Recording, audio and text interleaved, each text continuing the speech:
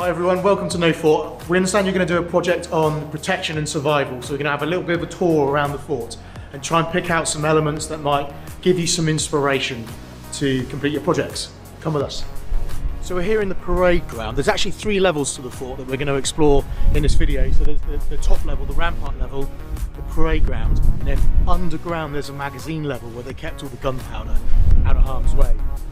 The quickest possible version of the history of the fort. Around 1850 there was a French emperor, I think he called himself, Napoleon III. He wanted to invade England. We didn't want that to happen, so the Prime Minister at the time, Lord Palmerston, built a whole series of forts around the south coast of England. This is one of them. It started in 1860, finished in 1872. I think it was about 1871 that actually Napoleon III lost his throne. So by the time this was finished, there was no need for it. But it's acted as a deterrent ever since. So we're at the highest part of Nothe Fort. This is called the Battery Observation Post. From here you can see all across Weymouth Bay, and more importantly probably really, Portland Roads, which is an anchorage for the Royal Navy. It has been for hundreds of years. The thing that happened here is they'd all be looking out, and if they saw an enemy vessel, so albeit French to start with, that never happened, but a German vessel, potentially the First World War or the Second World War, they tell their colleagues over on the other side where the guns are, exactly where to point. This is inside one of the casemates on the parade ground level, and right next to me is a 12.5-inch cannon facing directly out towards Portland Harbour as it is now. It could fire a 370 kilogram projectile nearly 4 miles. That's pretty heavy. If you got hit by that, it would cause a lot of damage, especially with the ships of that time. Another thing I'd like you to notice here is that that's a fantastic brickwork. So the fort itself is made, I suppose, mostly of Portland stone, but also there's these amazing caverns and archways made of just the best brick. It's brilliant. This is my favourite model in the whole place. This is how these forts were built, and it's got little tiny guys and little tiny engines and cranes, and the whole thing is just amazing. And so this is how the Nothe Fort was built, but at the same time as this was being built, the Portland Breakwaters were being built, the Burn Fort was being built, and all the forts up in the Solent as well. All in this way with wooden scaffolding and people with pickaxes. It's great stuff. If you were planning to launch a naval assault on Portland Roads, you'd have to take out these forts, which probably meant you'd land some people somewhere near Newton's Cove, march them through the Nothe, and then take the fort. Or that's what you might think, because that's probably not going to happen. This is called a caponier. On this area, there'd be a whole bunch of infantrymen shooting at you with rifles. So good luck with your assault.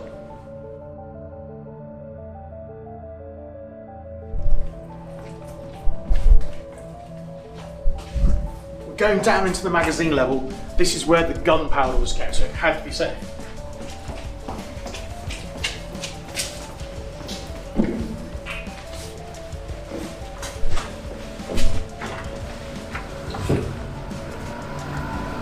Again, it's loads of really good brickwork, Portland stone.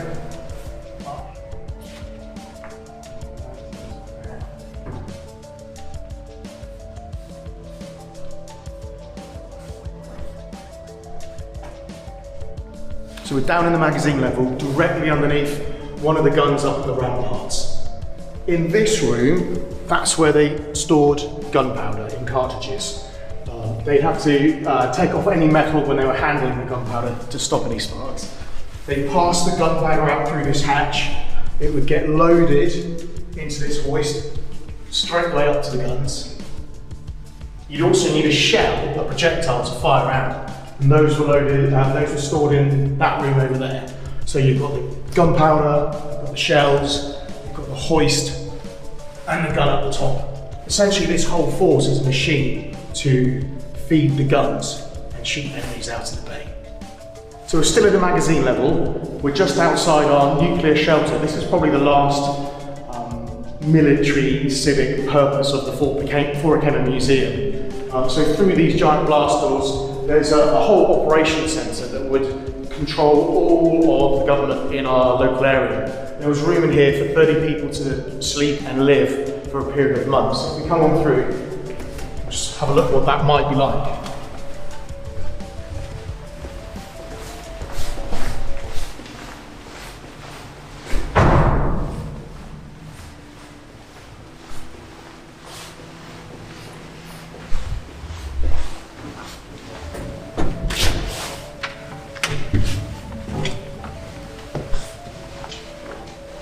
Through some of these doors, there's sleeping quarters. There's whole rows of bunk beds. There's everything you'd need for, as I say, up to 30 people to live down here. And a lot of electronic equipment as well. So we need to be in contact with the rest of what was left of the country.